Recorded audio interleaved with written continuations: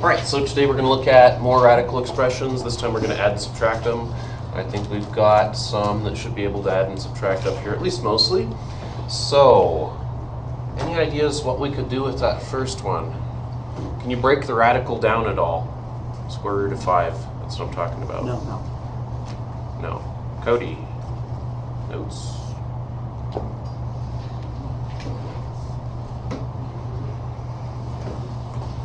So, square root of 5, square root of 5. So can you do anything with this then? Sometimes you might not be able to, it's possible. Should be tempted to do something. These are square roots of 5. That's what that first term is. How many square roots of 5? 23 square roots of 5. These are also square roots of 5. Take away 2 square roots of 5, in fact. They're the same thing. Watermelons and watermelons. If you have watermelons and watermelons, you can figure out how many watermelons are left, right? Yeah. So this is like terms, totally. It's just like 23x minus 2x. So the answer is 21x, but x is not x. X is square root of 5. x is square root of 5, or root 5. It's just like terms. So are these guys all like terms? No. You could at least put the first two together though, right? Let's do that. So you got negative 2 plus 12 of the root 8s. 10 root 8. That's 10 of the root 8s, right? Plus 2. So we're going to have 10, the square root of 8s, plus 2 square root of 2. Now in a lot of problems you might be done at this point. I'm not sure we are on this one. Square root of 2 is square root of 2, right? Can't do anything with it. Can you do anything with the square root of 8? You can bring it down. There's a square number. What's up? Would it equal 12 too? Because you're taking away you're adding 2 to the negative 2. Would it equal 12 though? 12 of these minus 2 of the same thing is 10 of whatever those were. Oh, okay. Does that make sense? Yeah. Cool. I was just looking. Now let's ask a question. So we've got 10 root 8, we've got 2 root 2. Root 8 is not done though. Sometimes you might be done. You'd be like, okay, it's as good as I can do. Not this time. It's just like you can do it 4. Yeah. Yeah, there you go. See, Caden's saying, hey, there's a square number in there. 4, in fact. So let's rewrite that. I'll do it in red. So we're going to have, that's really 4 times 2 inside, he said. Let's just leave the rest of it alone. And the nice thing about 4 is it's a square number. We should always be searching for square numbers to pull out of square roots. And so it'd be Square root of 4 is 2. 2 and 2, yeah. That 2's stuck inside. What's 10 times 2? 20. And now these are like terms. They're all root 2's. How many root 2's? 22. I'm not asking how many terms. There's a difference here, right? You got to get that straight. The word term means piece of algebra. When I'm asking you how many of a certain kind of term, I'm asking you how many of that kind of thing is there. Yeah, all together. Yeah? So how many of the root 2's are there altogether? 22. Of them. Their identity this time is root 2's. Does that make sense? So, those 3 things actually condense down to just 22 root 2. That's the simplest form. You can get it in your calculator for a decimal. Decimals aren't all that nice to work with in algebra, though, I'll tell you that right now. This is much nicer to work with. So that's why we do this kind of thing. So what do you guys think about this problem? Well, you could do 9 is, the square root is nice, right? It's 3. So this is really what? 7 times 3, which is 21. Anything we can do with 6? It's not prime. 2 times. 6 is 2 times 3, but remember, when you're trying to take stuff out of square roots, you're looking for square numbers like Caden's 4. There's no square number that goes into 6 evenly. So I think it's done. A nice plus in between. And then 3 is obviously a prime number. It's definitely already done. Are any of those like terms? No, so like that's as much as we can do. That cannot be made simpler. It's as simple as you can make it, unless you turn it into some ugly decimal. Okay, let's do a few more. Wouldn't it be? So a few more adding and subtracting problems. I think you guys should be able to tell me what to do on the first one already. Can we put them together right now? They're different things. These ones are root 12s. These ones are root 75s. But can you break any one of those down? 75 you can do. 75. 25 and 3. 25 and 3. Now there's a lot of ways to write 75. I think it's like 5 times something, you know what I mean? But Caden chose 25. Why did he pick 25 It's again? bigger. It's the biggest one. It's bigger, yes, but also the key is that it's a square rootable number, like you're saying, Taylor. Very nice. So when you're doing these problems, one nice thing to do is maybe write down the square numbers on the side of your paper, right? So 4, 9, 16, 25, 36, ... until you've got them all in your head. So you're searching for those. So he said, write this one as 25 times 3, okay. How about 12? Do any of those go into 12? 4 and 3. In fact, 4 is the one we're focusing on, right? 4 goes into 12 3 times. Why do we do that? Because we know this square root and we know this square root. This square root is 2. That one's 5. So really what we have on this problem is 8 roots of 3 and 5 roots of 3. And those are the same thing now, so now we can put them together. 8 roots of 3 and 5 roots of 3 is 8 and 5, 13? So there's 13 of those root 3 dudes. That's how you want to think about it. Now it might not work every time. If they're not the same, they're not the same. Not real. So let's see this one. 12 we just did, right? So I'm going to write that down quick. It's 4 times 3. How about 27, guys? Some of those square numbers go into 27.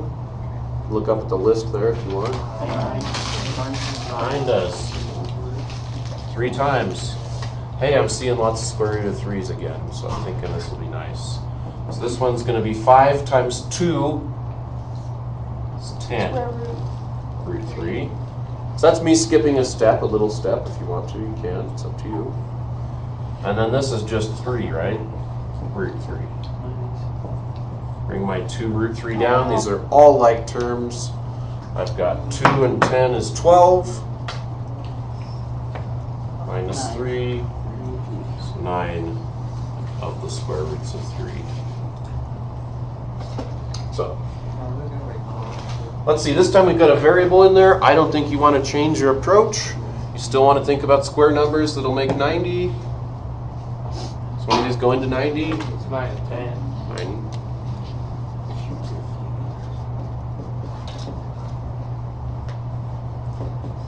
Any square number go into 40? You want to start with the bigger ones, but no. Maybe you could try with your calculator, but it won't work. No. Yes.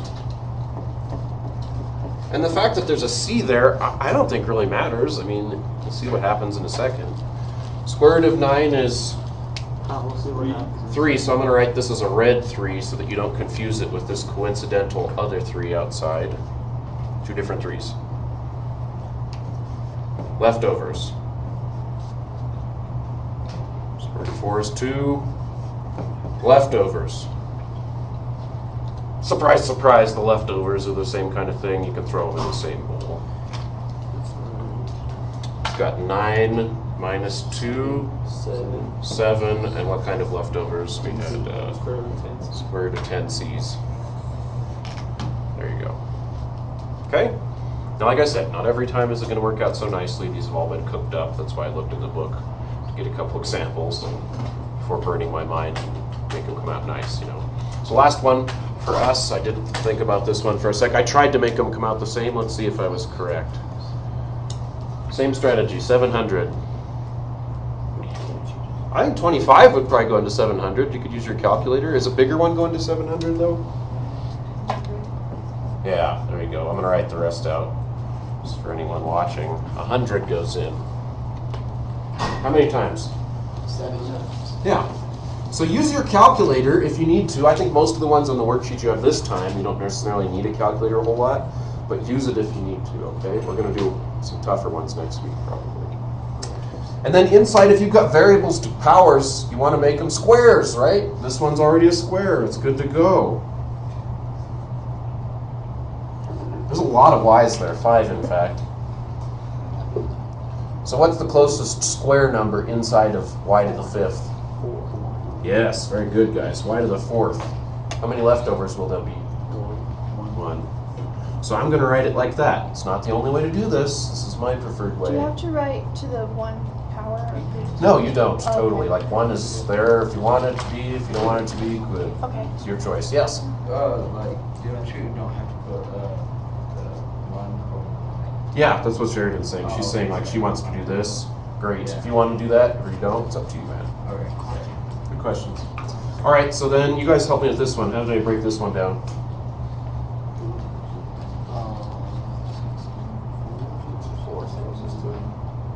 Yeah, 64 is closest to it, but definitely doesn't go into it. We're thinking division, right? What makes 63? 9 and 7 is the leftover. Then we're going to do this one. This is the same way, right? So we'll do x squared and then y to the 4th y, since you guys don't like the 1. It's cool. I have a question that I'm confused on. How do you get, why would you like take y to the 5th and make it y to the 4th y? Like, how Yeah, do you- totally. That's the question I expect. Very good. Why am I doing that? Because I'm trying to break these things down into squared things. And y to the 4th is y squared squared. Okay. Does that make sense? You could write it out a whole bunch and write y squared y. Then it starts to get crazy. What if this was not y to the 5th? What if it was y to the 33rd? You want to write y squared y squared y squared y squared y squared y squared y squared all the way across the board, or you just want to write y to the 30th and y. It's up to you. Okay. So what's going to happen to that though? That's the big key here, Sheridan. Very good. So the square root of 100 is nice, right? What is it? 10. So I'm going to write the nice things in red, and I'll leave the leftovers in blue. Okay. So this is 10. That is leftovers. Can't take the square root of 7. Can I take the square root of x squared? X. Yeah, it's x. Then y squared. Take the square root of y to the 4th? It's y squared. That you can't take the square root of. Leftovers. So what's left over? The 7 and the y. Yeah, you got it. Same kind of thing on the other one this time, coincidentally. So we're going to have minus 3 comes out. 7 stays in. 6 come out. Yeah, square root cancels squared. Square root cancels y to the 4th down to y squared. 7y. Are these like terms or not? Yeah, I made them to be like terms. What kind of terms are they? They're root 7y terms. Actually, I think they're more complex than that. And the fact that you can't say this doesn't really matter, but this is how you should be thinking about this. That's why I'm going to say it. These are xy squared root 7y terms. That's their identity. How many of them are there? 10. And how many of them are there? 10 take away 3 is 7. 7 of what? 7 is xy squared. root Of the 7y. things. Those things. That's the way you should be thinking about those. Whether you can say it articulately or not. Sometimes I sound like Elmer Fudd when I try to say it. But that's how you should be thinking about them, okay? It doesn't matter how complex a thing is. I think at the beginning of the year, I gave you guys calculus problems. If you remember when we were doing like terms, they were like really weird looking calculus things. And you could do them because all it was like terms. It doesn't matter how weird they look. If they're the same, they're the same. If they're not the same, they're not the same. Bottom line. Okay, that's what you want to play when you're doing this game. So it's all about what's the same, what's different, after you've done this, pulling the square numbers out. That's it. That's all this is. See you next time.